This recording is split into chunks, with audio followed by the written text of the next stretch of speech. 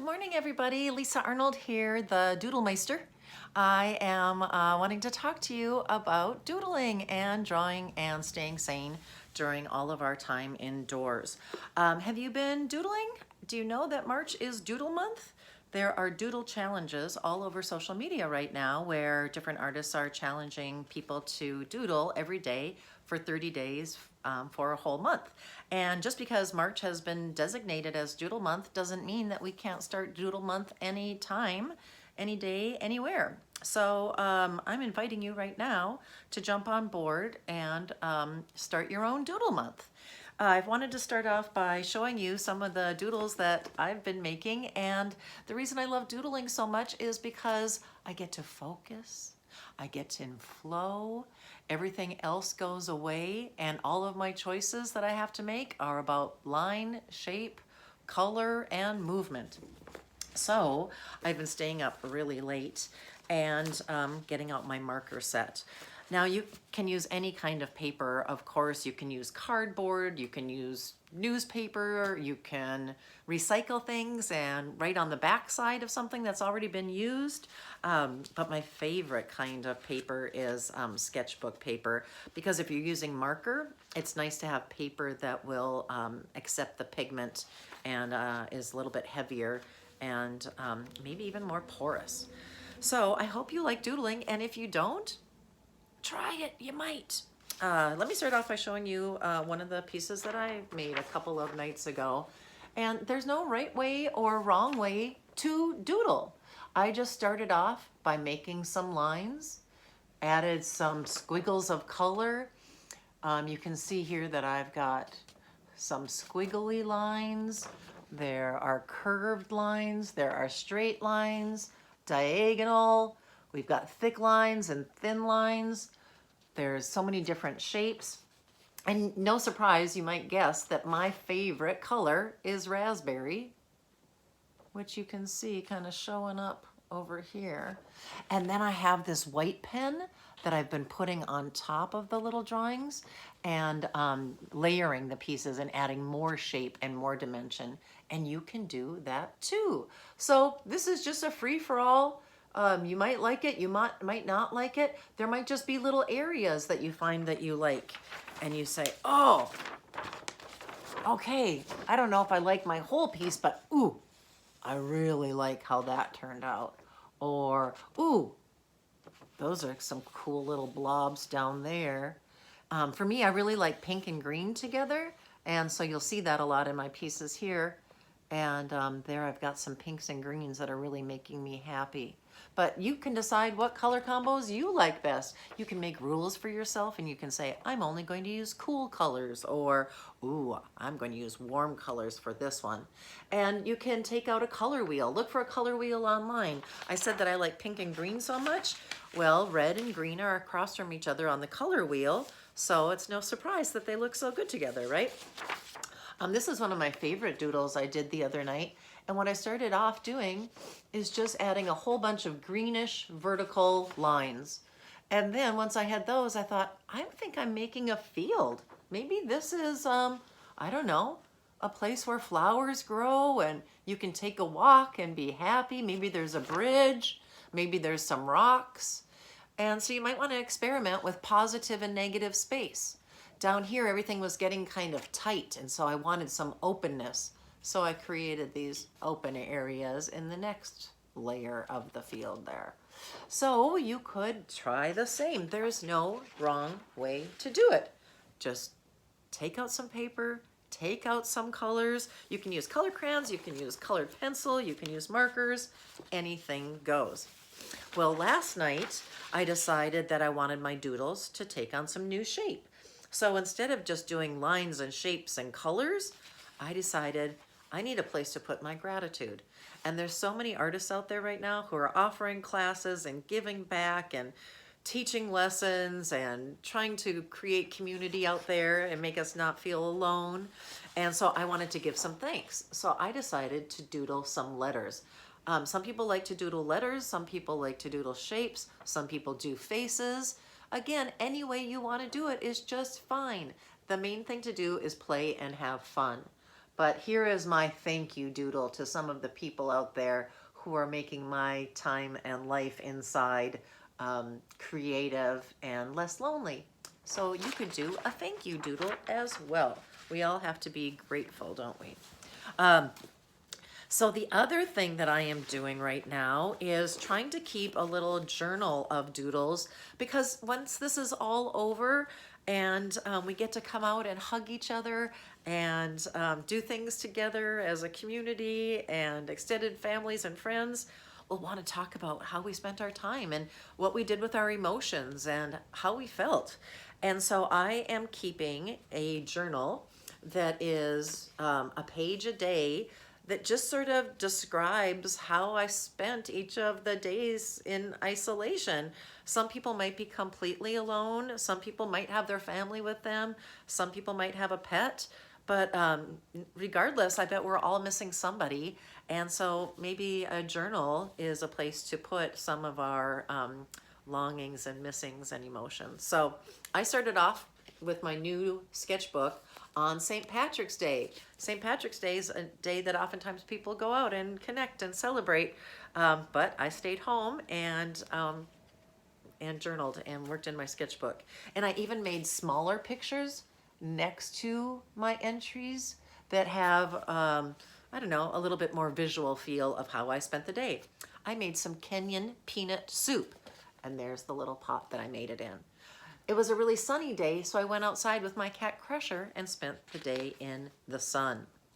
On another day, I got a bunch of movie recommendations, so I wanted to write down some of the movies that were recommended to us so that I don't forget while we are shut in. The day after that, I spent some time studying. How you say studying in Mandarin is shui. And so I wanted to have a Mandarin character and the pinyin right there as a reminder that that's the day we started studying again for a test we want to take that is called the HSK1. So that's why I like doing these pictures, picture memories, is because now I'm telling you a story about it and we're connecting more because you know that I'm studying Mandarin. Maybe you know another language. Maybe you're studying Chinese too, and we could connect on that. Here's a doodle from a day I just wanted to connect with myself and find some time. And then after doodling all night long, making my big doodles, I have been staying up until the wee hours of the night. And so I had a big nap day. And that's something that I put in my journal to remember it. But I also wrote down that it was snowing outside. I wanted to remember that it was a beautiful snowfall and that my husband Hamlin made me a great homemade lentil soup. So I put that in my notes. Yesterday we watched the Yayoi Kusama movie, so I put that in there. And so doodling is really going to be a memory maker and something in the future that I think I'm going to cherish. Not just a place to practice my art and drawings, but as a special keepsake. So you can put different meanings on your journals. You can use it as a place where this is where I'm just going to make mistakes. I don't care what I do. I'm just going to spend 20 minutes a day centering myself, connecting with myself, putting the energy I want to in the world. It is up to you. But all of this is sort of to lead up to my favorite bit of doodling that I have been doing. And this is my invitation that I want to extend to you. And again, you don't have to have one of these cute little books, but I really do like this one. This is by Kunst and Papier, K-U-N-S-T and P-A-P-I-E-R. It must be from Deutschland, Germany. They come with different colored bindings there. And so this one is called, I named it Music and Me. And so the theme of my whole entire journal is my relationship to music. How has music colored my life and given me hope and joy? And I feel like most all of us can connect on that, can't we? Don't we all have music that has been the soundtrack to our lives and made us feel sadder when we wanted to feel sad, and upped our spirits when we felt sad and wanted to feel better, or don't you have songs that remind you of different family members? Maybe there's an instrument you always wanted to play, or maybe there's an instrument that you play really well and you want to celebrate that. So maybe, well, I'll show you a couple of things that I have put into my own journal, and then you can, answer those questions that I've answered for myself, or you can come up with your own favorite questions and answer those in your own journal.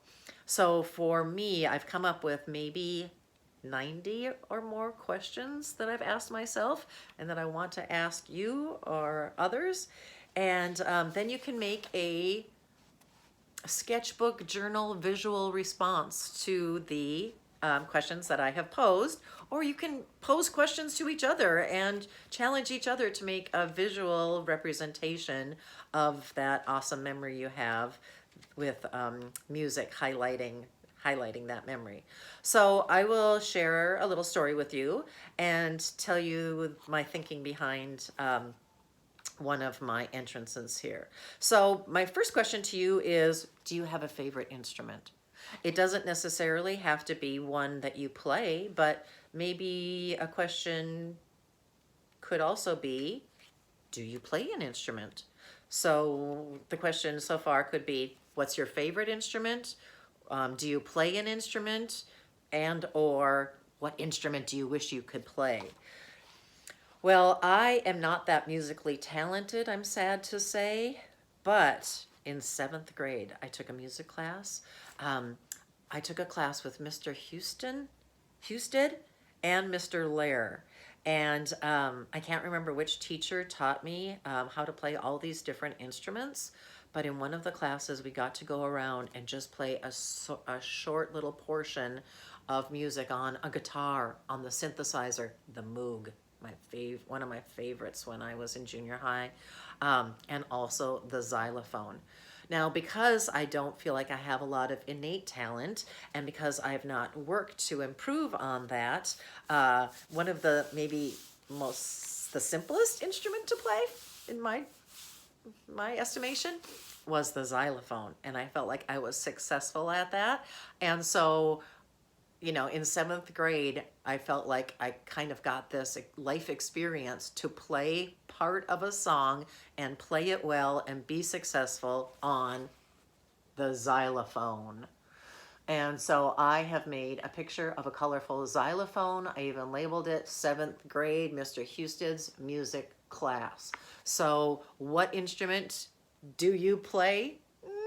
I don't really play an instrument, but I did that one time in 7th grade and it felt great.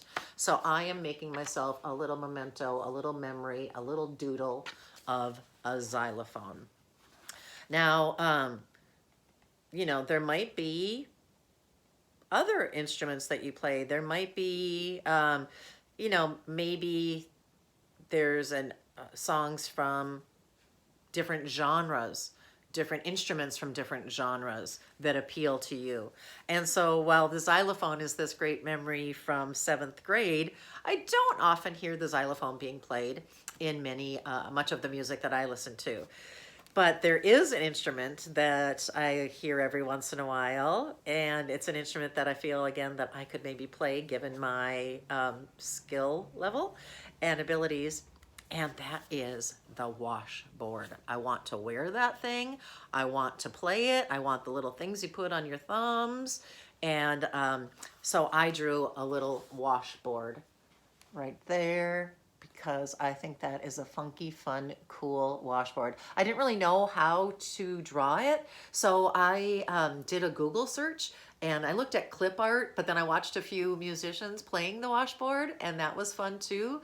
And one of my favorite bands that oftentimes has a washboard in their songs is Beau Soleil. And that is the last live band that I saw before we all had to kind of close our doors and stay inside in order to keep everyone safe. So that's a nice memory for me of getting out in the world and seeing some music and playing the washboard.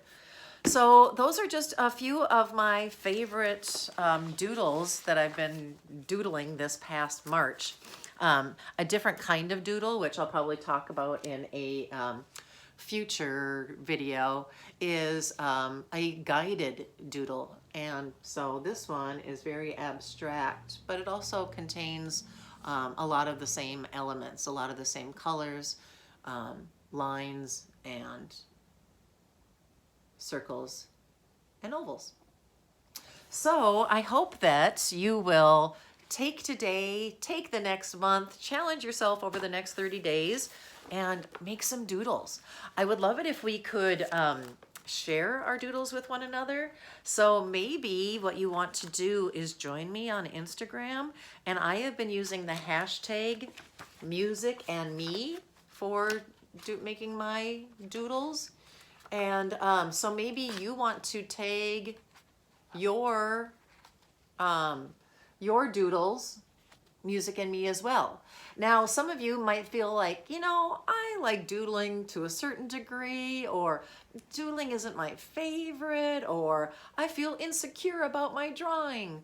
What you might want to do is go cut out some pieces from a magazine and make a collage inside your doodle book, and then you can even doodle with your collage. I found this picture of the Minnesota Orchestra, glued it in here, and then I doodled a little frame around it and wrote on top, harpsichord is my favorite.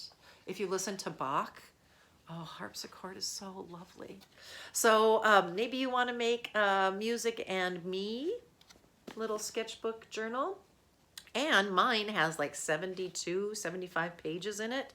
So there is at least 2 months of drawing in here for you. And it'll be a nice reminder at the end of our time inside of how much music means to you, and maybe how much music sustained you over this time.